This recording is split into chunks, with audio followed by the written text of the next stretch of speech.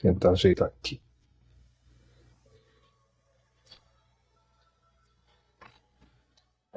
Bom, eu acho que aqui ficou legal. Pessoal, vou fazer essa live aqui como um teste, uma introdução, dados os temas que eu vi pela internet sobre pessoas que são membros da congregação cristã no Brasil e que deixaram, seja pessoas do ministério ou pessoas que não têm ministério, fazendo podcast, fazendo canais, falando sobre estudos, sobre teologia. E o que me interessou nesses assuntos é o aspecto da questão psicológica, né? A questão de saúde mental. Eu fiz um trabalho, acho que não tem 2 anos, sobre saúde mental nas igrejas. Então é um assunto que me interessa, né? Por também conviver em igreja desde os 8, eu acredito, dos 8 ou 9 anos de idade, né? Conheço também a congregação bem, porque passei um bom período lá, direto, assim, como membro, né? Então, eu acredito que eu posso contribuir com alguma coisa, né? Como eu nunca faço live, nunca fiz live no YouTube, se tiver alguma dificuldade aqui depois, me escrevam. Quem quiser escrever, pode escrever aqui no chat ou escrever nos comentários. Eu nunca fiz, não tinha muita intenção de fazer sobre esse assunto, mas do ponto de vista de psicologia, neurociência, saúde mental, acredito que eu posso contribuir com algumas coisas que eu estudo e que eu trabalho, né, na parte de terapia. Aliás, esse é um assunto sobre saúde mental, cuidados psicológicos nas igrejas, que está bem... Isso ainda é muito difícil de penetrar esse assunto nos irmãos, vamos dizer assim, dentro das igrejas. Quem participa sabe. O propósito desse canal, eu reformulei um pouco o canal, era compartilhar assuntos sobre psicologia e neurociência, né? Tô tentando colocar o fundo musical aqui para ficar mais tranquilo. E aí, bom, nessa introdução, acho que eu vou colocar um pouquinho dos aspectos sobre mim, sobre um pouquinho da história, por que eu conheço isso. Quando eu era pequeno, né, e minha família, minha mãe vinha num contexto de ter estudado com vários tipos de religiões diferentes, vamos dizer assim, né? Então, minha mãe conhecia da doutrina espírita, kardecista, minha mãe conhecia dos Testemunhos de Jeová, de muito tempo de estudo, e eu me lembro ver minha mãe estudando com os Testemunhos de Jeová, e naquela época eu era pequeno, eu lia aquelas revistas. Isso já quando eu comecei a ler, vamos dizer assim. Eu lia as revistas, já conhecia um pouco do conteúdo. Isso, então, isso nos anos 90. Né? A conversão da minha mãe, estou pulando um pouco porque a ideia era uma introdução, e se o tema for interessante, eu posso falar mais sobre isso aqui. Se as pessoas quiserem que fale, né? Eu vi as outras pessoas fazendo depoimento e me interessei por fazer algo que eu possa colaborar. Então, primeira coisa, né? Minha mãe conhecia outras doutrinas de outras religiões, tanto a religião católica, vamos chamar de religião católica, catolicismo. Minha mãe tinha passado pelo catolicismo, conhecia também o kardecismo, e no contexto que eu me lembro, né, que eu me dei por si, minha mãe estudava com Testemunhas de Jeová. Então, eu já tinha um panorama de religiões diferentes. Para agregar, meu avô, por parte da minha mãe, era podemos dizer, sacerdote, um líder de um grupo da Umbanda. O pessoal chama de espiritismo, mas não é espiritismo igual ao kardecismo, é uma religião de matriz africana. Então, meu avô tinha um contexto religioso. Minha mãe também conhecia o contexto religioso de um tipo de Umbanda, de quando ela era pequena, que tinha uma família que acolheu minha avó e minha mãe, que era de uma religião desse tipo. Então, eu, de pequeno, assim, com menos de 10 anos, eu já tinha esse panorama de religiões, matriz africana, de catolicismo, que eu tinha ido pouco tempo no catecismo, mas via um pouco e ouvia minha mãe contar, kardecismo e Testemunho de Jeová, os estudos. Quando minha mãe se converte em 1994, começou a nossa jornada em conhecer o Evangelho de Jesus Cristo, não o Evangelho direto de alguma dessas religiões ou estudos, mas a Bíblia em si. Então eu me lembro que, acho que com 8, 9 anos, eu já debruçava a ler a Bíblia com aquela versão antiga que é a João Ferreira de Almeida. Muito difícil de entender, mas era o que era comum, né? E era o que tinha acesso. Então, o que eu posso dizer é assim, eu tive uma base do que eram as diferentes religiões e diferentes divisões. Eu sempre fui muito de observar, então eu observava muito. E cada um tinha uma forma de crença e exercitava essa fé de formas diferentes. Né? E nesse contexto das minhas observações, minha mãe conheceu através da TV, ó, por onde começa, um programa de TV da Igreja Renascer em Cristo. Minha mãe conheceu a palavra da forma, no contexto evangélico, no contexto protestante, através da Igreja Renascer em Cristo. E nós começamos a frequentar a Igreja Renascer em Cristo, se eu não me engano, eu acho que eu estou sendo exato, o ano de 1994. Tá? Então, o meu contexto, diferente do que eu vejo as pessoas publicarem aqui no YouTube, são pessoas que, quando deram por si, os pais já estavam na igreja congregação cristã no Brasil. É um pouco diferente de mim, que eu tinha um olhar que quando a minha família foi frequentar a congregação, nós já conhecíamos o evangelho por outra denominação e também tinha um panorama de outras religiões. Isso muda totalmente a visão, porque as pessoas que nasceram em determinadas denominações, elas têm a visão daquilo que foi apresentado desde que eram crianças, e tem um aspecto que eu não vejo ninguém falar muito aqui, que esse é o meu propósito de falar aqui, que são os aspectos sociais, tá? E de grupo. As pessoas que nascem em determinadas denominações, a exemplo, a congregação cristã, todo o círculo de amizade e família, quando acaba, a família também é da congregação, outros entes da família, tios, primos, avós, e amigos, todo esse círculo social da pessoa é da congregação cristã. Quem estiver ouvindo e for de uma outra igreja, de um outro tipo, por exemplo, vou dar exemplos aqui, eu não estou falando nem mal e nem bem, só estou dando exemplos. Testemunho de Jeová, Adventista, ou vamos dizer, catolicismo, a Igreja Católica. Quem os pais foram muito inseridos nessas estruturas, nesses grupos, vamos chamar de grupos, as pessoas têm as amizades, os familiares também inseridos nesse grupo. Então, não é só o contexto da fé, da pessoa exercitar a fé nesses grupos, nesses templos, nesses locais. Tem um contexto também social, a pessoa se socializa nesse grupo. E o círculo de amizade dela faz parte desse grupo. Por que eu estou falando isso? Porque eu ouço o pessoal falando sobre a questão de desligamento e sair para outros locais ou para não ir lugar nenhum. Tá? Por que isso é complicado e por que isso é difícil para as pessoas, principalmente de igrejas mais tradicionais e mais fechadas, vamos dizer assim? Porque, primeiramente, todo o grupo, todo esse círculo social da pessoa também faz parte da mesma igreja, normalmente. Então, nesses anos que eu conheço as estruturas das igrejas, já conheci outras igrejas, as pessoas que nasceram ali, que pelo menos na congregação, muita gente relata dessa forma, quando eu nasci, meus pais já estavam nessa graça, entre aspas, já estavam aqui na igreja. Essas pessoas não têm muito conhecimento de como é lá fora.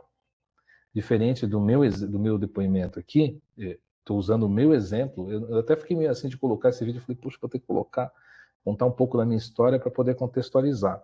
Mas quem sabe outras pessoas podem se identificar, né? O propósito do canal tem a ver com a questão de neurociência e psicologia, mas eu vou abordar isso aqui dentro, né? Então, já estou trazendo um pouco diferenciado, tentar trazer um pouco diferente do que eu estou vendo, para quem sabe poder ajudar algumas pessoas. Eu não tenho essa pretensão, digamos, de, nossa, esse vídeo vai ajudar, muita gente vai ver, eu não sei quantas pessoas vão ver, e não sei quantas pessoas vão achar interessante, e se vai ser útil, eu espero que seja útil, mas isso não tá comigo, entendeu? Não é meu, não tá no meu controle. Meu controle está explicar um pouco essas diferenças. Então, há diferenças, primeiramente, de pessoas que nasceram naquele contexto. Então, vou focar aqui na questão da congregação cristã no Brasil, que eu conheço também, e tenho familiares que ainda são membros ativos. Eu não sou um membro mais ativo da congregação. Eu visito, mas não sou um membro ativo que nem eu fui anos e anos atrás, né? Então, o que eu estou contando é o seguinte: quem nasce nesse contexto tem muito mais dificuldades de desligamento do que quem veio de outros locais. Porque quem veio de outros locais já passou isso de se desligar de um grupo que eu falo, uma igreja, tá? Uma denominação, por exemplo. Então, a pessoa cresceu numa Assembleia de Deus ou numa outra igreja, Deus é Amor, vamos citar Universal, não tem problema citar os nomes da igreja, não estou depreciando ninguém de uma ou de outra. Você cresceu num contexto, você trocou já de igreja, você já está acostumado a sair de um grupo para outro, tem adaptação, refazer amizade, entender os códigos de conduta do grupo. Tem tudo isso que são questões vamos poder dizer tem um nome de sociologia, vamos dizer assim, do estudo desses grupos. Quando você estuda grupos, você sabe que todo grupo, todo sistema, vamos dizer assim, ele tem códigos conhecidos de conduta que são escritos e tem códigos que não estão escritos. Todas as igrejas têm esses códigos, escritos e os não escritos, né? A congregação tem muitos códigos não escritos, né? E quando uma coisa é o seu olhar de fora e outra coisa é o olhar de dentro, quando você já está lá dentro, né? Então, é muito complicado para as pessoas se adaptarem. Quem chega de outros locais também tem dificuldade de adaptação, às vezes, no começo. Depois que passa um pouco da emoção, das coisas que acontecem, dependendo da forma que você veio, do contexto, de uma perda, de tristeza. O grupo acolhe bem as pessoas, você é bem acolhido quando você chega. E a partir do momento que você tem esse acolhimento, né, que você ouviu a palavra, ouviu os hinos, e os hinos, a música, se não tiver nenhuma palavra em nenhuma igreja, não só a congregação, estiver tocando música ou hinos e louvores, qualquer pessoa que tem fé ou não tem fé, ela consegue se concentrar e consegue mudar a frequência e a dimensão que ela estava pensando algo para ouvir e refletir. Isso em qualquer igreja. Então, o impacto quem chega na congregação, dependendo de como você chega, você vai ter um impacto ouvindo a orquestra, ouvindo os hinos, aquilo vai te fazer um bem, você se sente bem, senta no banco e começa a sua jornada ali. Deixa eu ouvir de novo, a palavra foi boa, você pode ir num culto que a palavra foi boa. Então, todo aquele sentimento bom que empurra a pessoa para ir, quando ela começa a passar a frequentar, se ela gostou, começa ela entender como é que funcionam os códigos de conduta, vamos dizer assim. Eu estou usando outros termos, mas para os fiéis é conhecido como doutrinas, e não só na CCB, em outras igrejas. Quais são as doutrinas daqui, né? E aí que entra, você tem doutrinas escritas e você tem doutrinas, códigos não escritos. E muita coisa que as pessoas talvez não conheçam, quem não conhece muito bem o Evangelho, é diferenciar o que é código da igreja e da instituição e quais são os códigos e quais são, vamos dizer assim, as recomendações do Evangelho. Então, como a congregação não tem estudo bíblico específico nas igrejas, não tem dias de estudos bíblicos que nem tem em outras igrejas, as pessoas estão acostumadas a ouvir só a palavra do púlpito, o que está saindo da tribuna, não é nem púlpito, né? O comum falou que sai da tribuna, o que sai lá da frente. Não tem estudo bíblico, tem cultos em diferentes locais, igrejas diferentes, em bairros diferentes, as pessoas começam a ouvir só as palavras dos púlpitos, né? Quem não conhece o Evangelho e chegou novo na congregação, vai abrir a Bíblia conforme aparece as mensagens na igreja. Muitas mensagens muito bonitas, muitas palavras bem empregadas e muitas coisas também que quem conhece sabe, repetitivas e às vezes bem fora do que é o Evangelho. Só que quem chega novo na igreja não entende isso. E quem nasceu na igreja se acostuma com isso.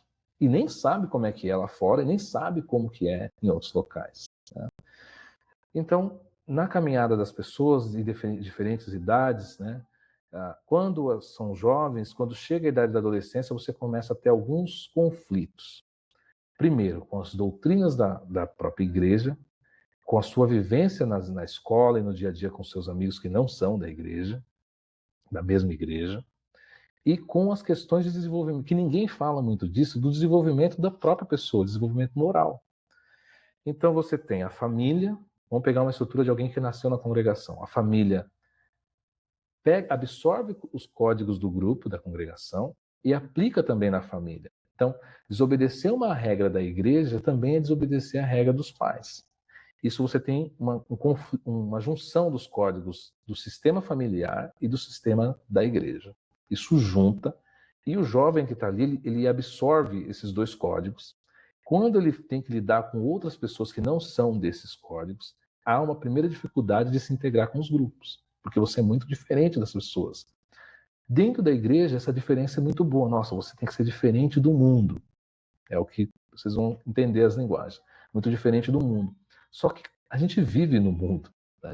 Esse é o nosso mundo. Deus nos colocou aqui na Terra. Se você, e me entendam, viu? Essa diferença que talvez falam, ela pode ser mais prejudicial do que ajuda o crente ou o cristão. Num contexto de regras e doutrinas que, vou usar a palavra, extrapolam um pouco o evangelho, não são regras, não tem a ver com o evangelho, Mateus, Marcos, Lucas, João, a vida de Jesus, o que Jesus pregou e o que os apóstolos deixaram. Tem doutrinas e códigos que são da instituição, não tem a ver com a Bíblia, não tem a ver com o evangelho. Aí começam os problemas, porque esses códigos morais, esses códigos do grupo entram em conflito com os outros grupos da sociedade. Então o jovem começa a ter a primeira dificuldade de se inserir. Vou dar um exemplo simples. Está lá a aula na escola, seja escola pública ou não, educação física. As meninas da congregação já falam, puxa, complicou. Já começa a complicar aí. Porque, puxa, eu não posso usar calça. Tá? Mas onde está escrito isso? Onde está esse código? Tem códigos escritos antigos que tinham ensinamentos, e tem códigos não escritos, que as pessoas seguem, sabem que tem que seguir, mas ninguém escreveu em nenhum lugar. E aí chega esse primeiro conflito. Quem sabe. Eu não estou falando nada aqui que não existe. Tem esse primeiro conflito. Como é que eu me integro? Eu não posso colocar. É conflito de usos e costumes, né? Cabelo, vestimenta, eu tenho que me portar como crente. Então, o primeiro conflito de ordem que é social, a pessoa acha que ela está tendo um conflito de fé. A pessoa que nasceu na igreja, principalmente, ela fala, não, agora eu não posso pecar se eu fazer isso. Então, ela acaba tendo uma mistura de um conflito social, sociológico, vamos dizer assim, de inserção dos grupos na escola, com o conflito da fé. E aí que ninguém explica essas questões, né? E eu sempre gostei de observar. Eu observava eu mesmo, na minha adolescência, que foi o período que eu estava na congregação, e observava as outras pessoas, né? Então, é um assunto muito interessante. Se as pessoas gostarem, eu posso trazer esse assunto aqui, abrir mais ele. Tem muita coisa para falar sobre isso. Eu fiz um trabalho sobre isso e tenho ele guardado aqui, numa pós de psicologia clínica que eu fiz. E tenho uma formação na área de exatas, depois fiz a outra formação na área de psicologia clínica. Então, estudei a psicologia existencial, humanista, fenomenológica, os fenômenos. Então, dentro desse contexto, eu fiz um trabalho sobre saúde mental. Já tinha estudado saúde mental antes, então fiz um trabalho sobre saúde mental nas igrejas. Esses conflitos são o que eu sempre observei e isso me ajudou a fazer esses trabalhos. Então, as doutrinas, os ensinamentos, tópicos, seja qualquer coisa que tenha no grupo, que ela extrapola um pouquinho o próprio evangelho, quando eu falo extrapola, assim, não é bem o que é o evangelho. Então, muitas pessoas que estão na congregação conhecem mais das doutrinas, das regras e dos tópicos do que o próprio evangelho. Das pessoas que eu já conheci em cidades diferentes, as pessoas conhecem o que eu tenho que seguir para ser crente. O que eu tenho que seguir? Eu tenho que usar essa roupa, eu tenho que falar dessa forma. Não sei se vocês percebem, mas quem passa um tempo, você nem fala mais, se você vai testemunhar, poucas pessoas testemunham em primeira pessoa. Eu estava, não é? Nós estava ali e nós oramos. É sempre plural, é sempre no terceira pessoa. É hábito que você pega no grupo. Ninguém é onde está escrito que você tem que, quando testemunhar, por exemplo, lá na frente, você tem que falar em terceira pessoa. As pessoas pegam o hábito. Grupos têm... As pessoas se parecem nos grupos, né? E você vai...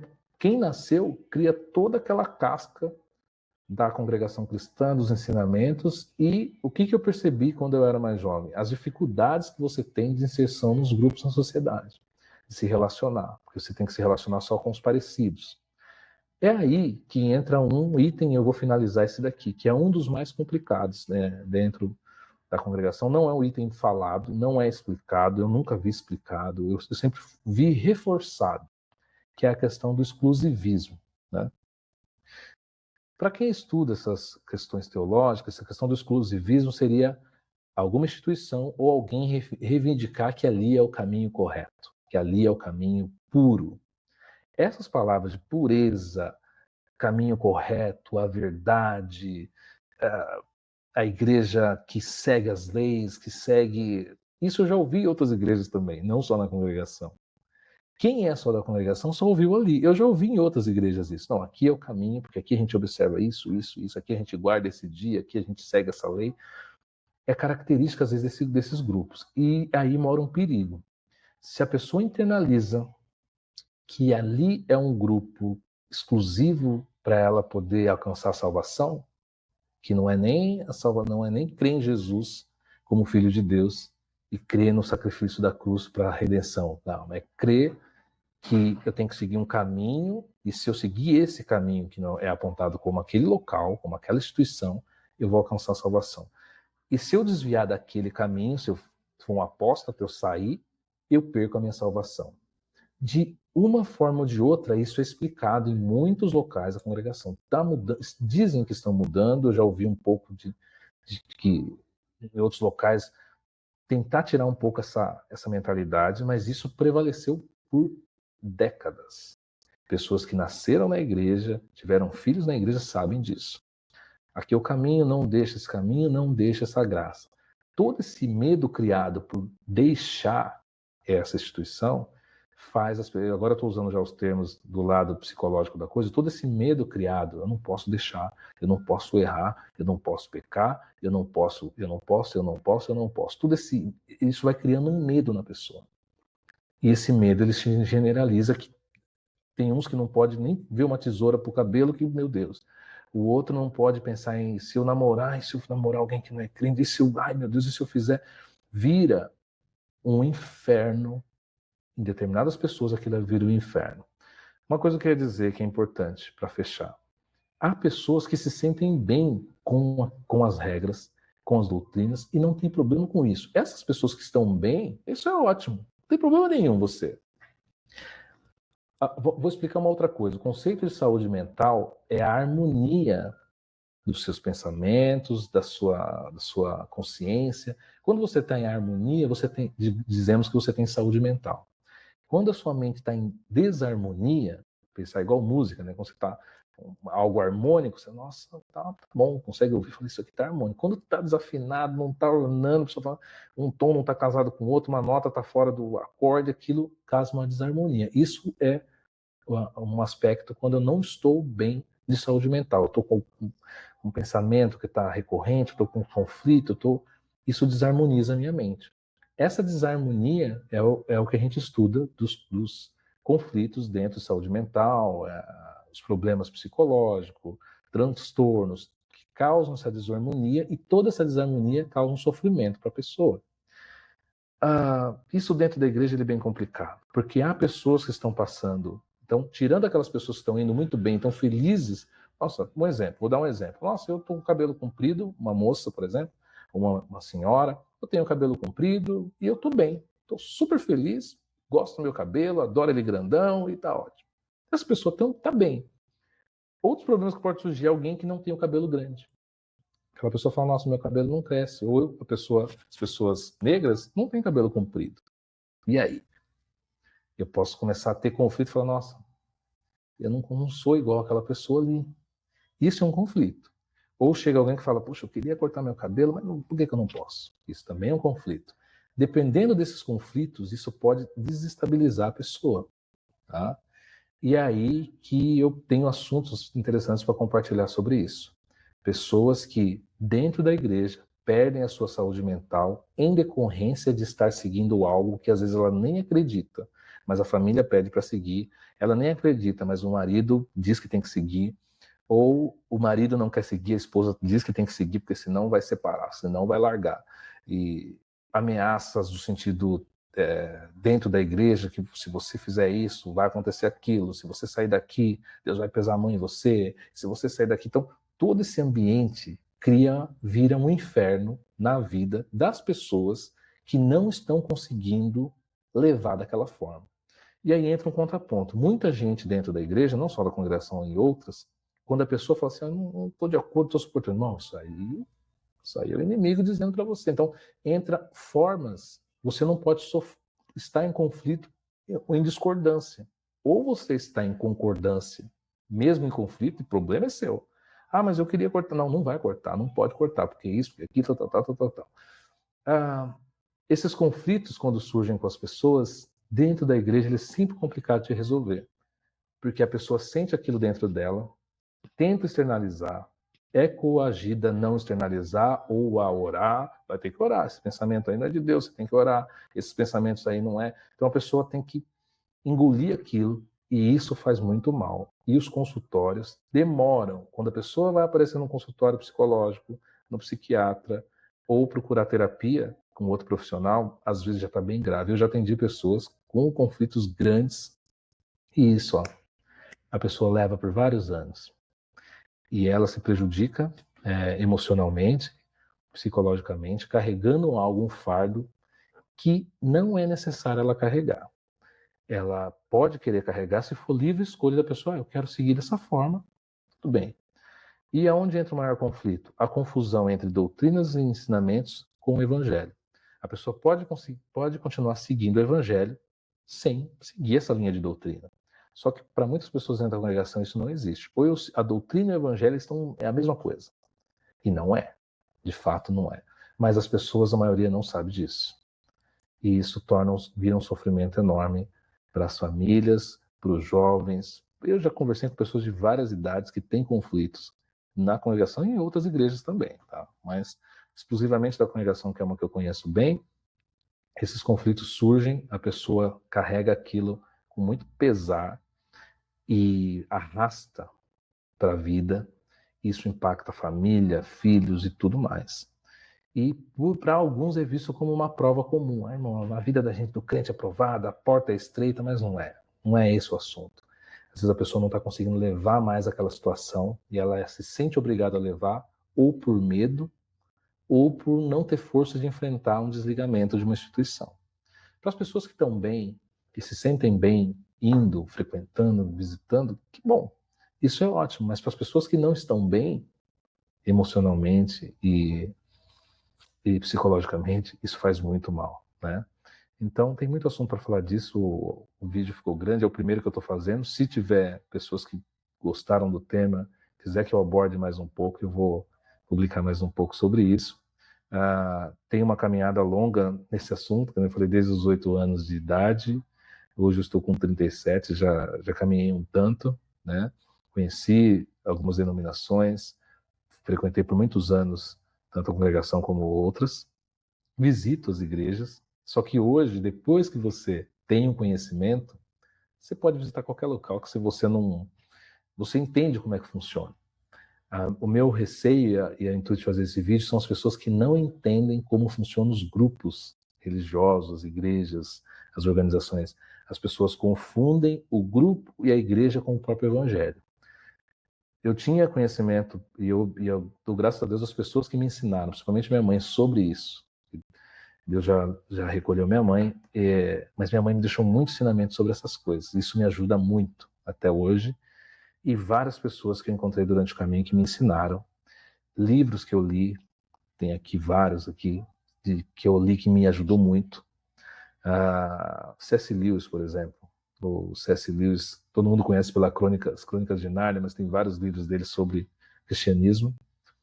Inclusive um que chama Cristianismo Puro e Simples, né? Mas tem outros pregadores, livros que me ajudaram, mas principalmente conhecer o evangelho simples, o evangelho puro e essencial, que é o evangelho que foi pregado por Jesus, né?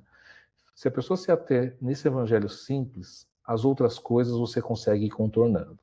Se você se apegar muito em todas as outras coisas, nas doutrinas, nos códigos do grupo e naquela forma das igrejas e dos grupos, corre-se o risco de você perder a essência e o caminho do que é o Evangelho.